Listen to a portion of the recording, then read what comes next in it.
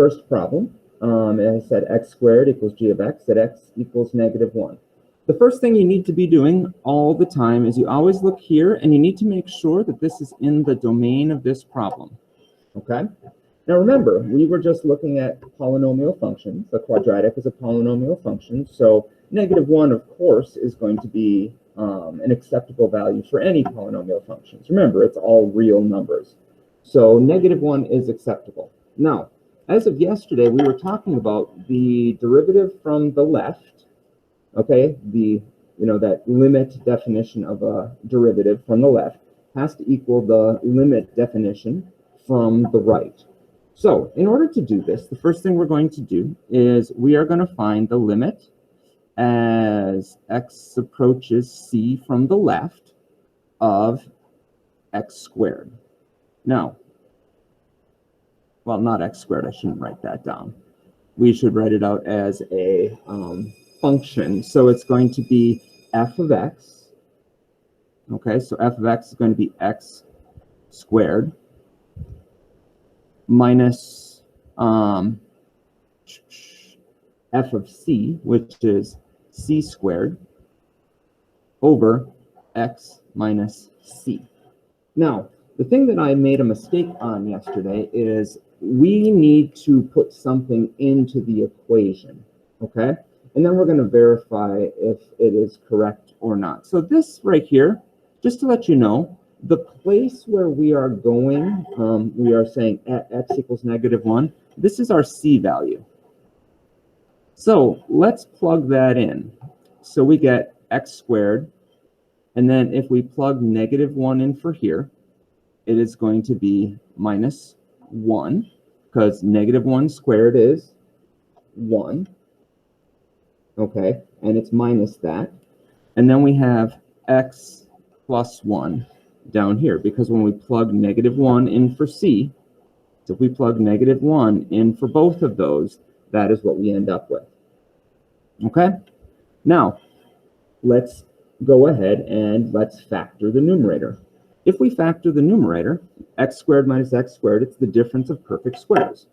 So what we end up with is x plus 1 and x minus 1, and then we're still over x plus 1. Now, notice something that happens. These things cancel out. So what is our derivative of this function at -1? That value is x minus 1. Okay? Well, let's do the same thing now, but let's take it from the right. So we're going to find the limit as x approaches c, except this time from the right, but it's still the same function. Okay? It's not a piecewise function, so we don't have something else. There isn't anything unusual happening from the right or from the left. It's just the same function. So it's going to be x squared minus, and of course, you have to have c squared over x minus c.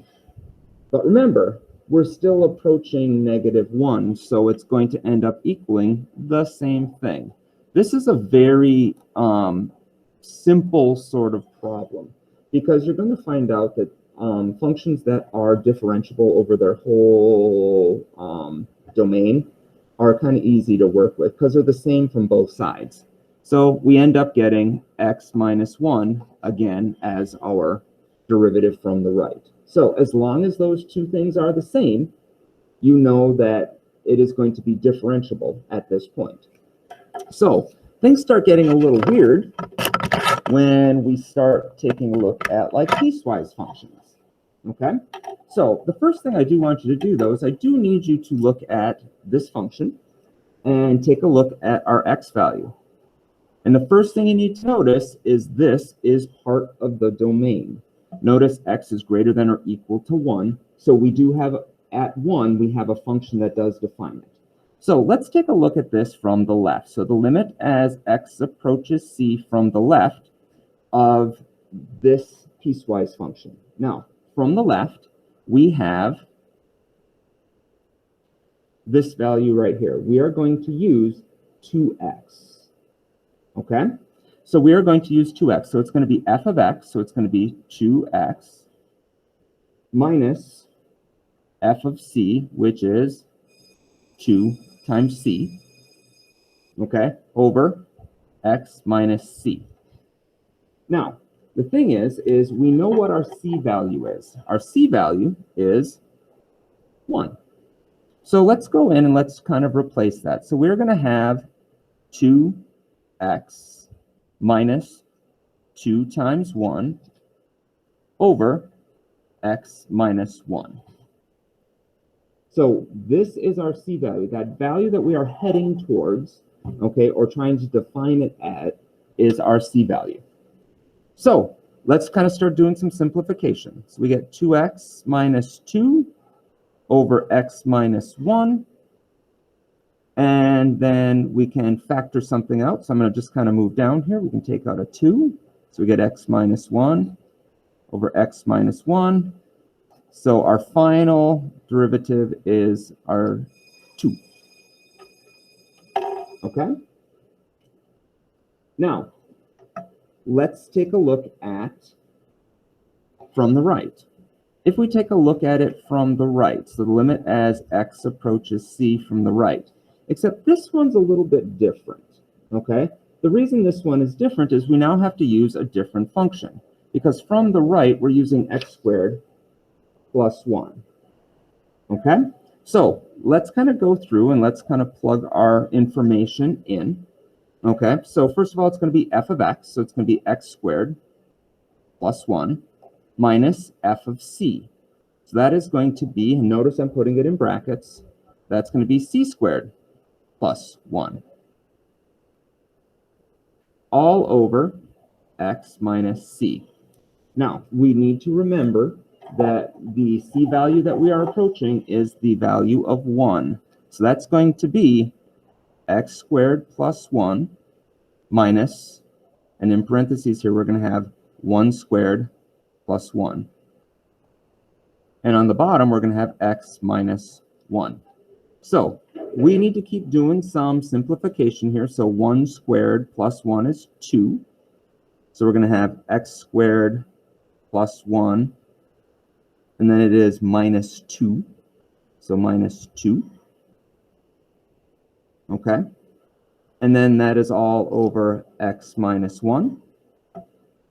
Now, keep simplifying. This now becomes x squared minus 1 over x minus 1.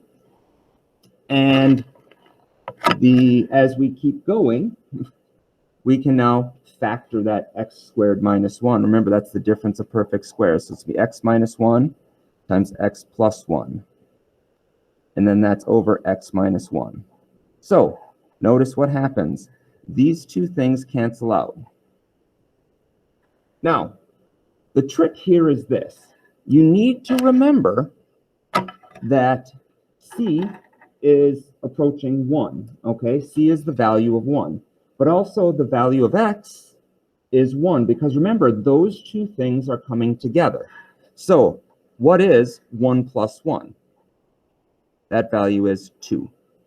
So from both of these sides, from the left and from the right, the value of the derivative is 2, okay?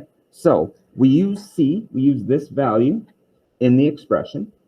We go through and do our simplification, but we also use this value for x, because remember, those two things are getting closer and closer and closer to the same value. So in the end, once we do our simplification, if these two things are the same, you know that they are differentiable at that spot. Now, let's take a look at the next one.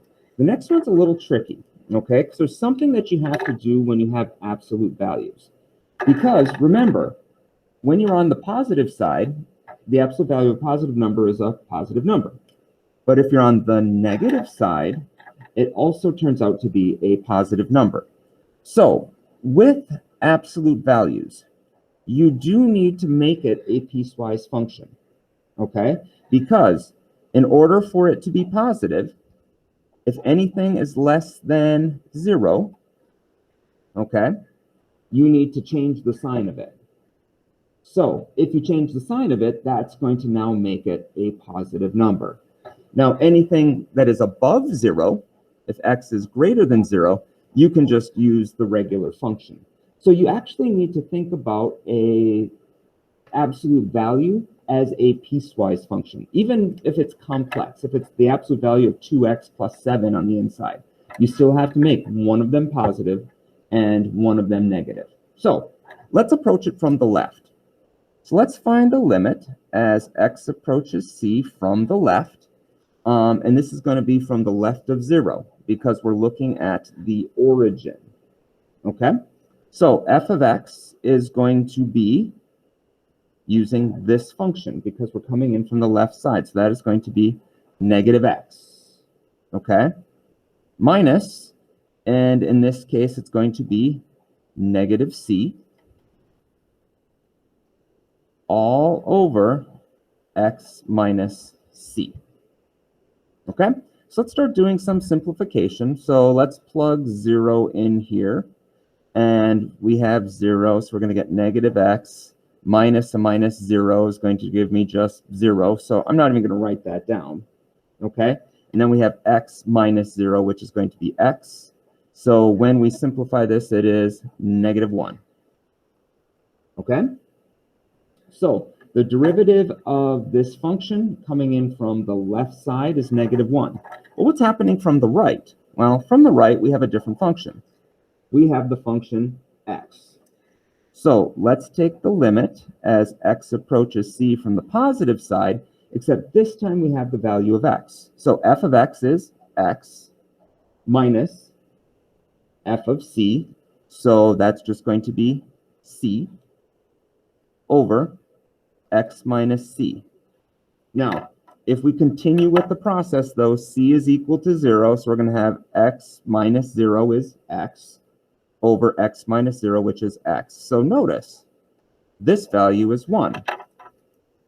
This value is 0, or is negative 1. So this is not differentiable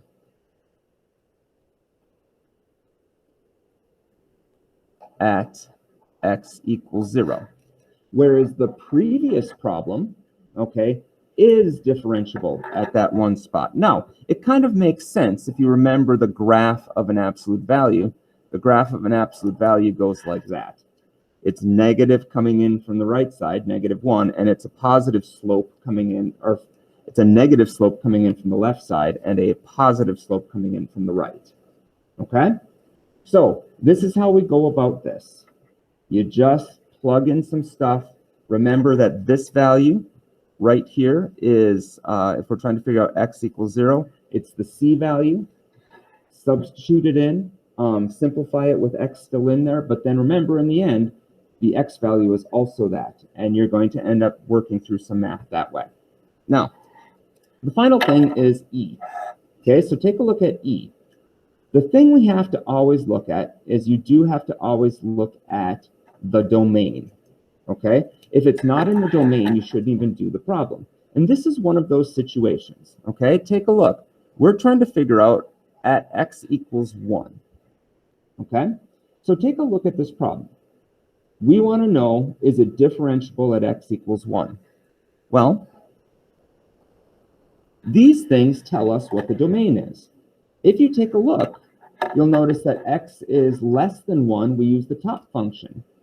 If x is greater than 1, we use the bottom function. But notice, none of them are, there are none equal to 1, because there is not an equal sign underneath either of the greater thans or less thans. So guess what you had to do? You say, can't do it. Can't determine x equals 1 is not in the domain. Okay? So that's how we go about doing these problems. Okay? So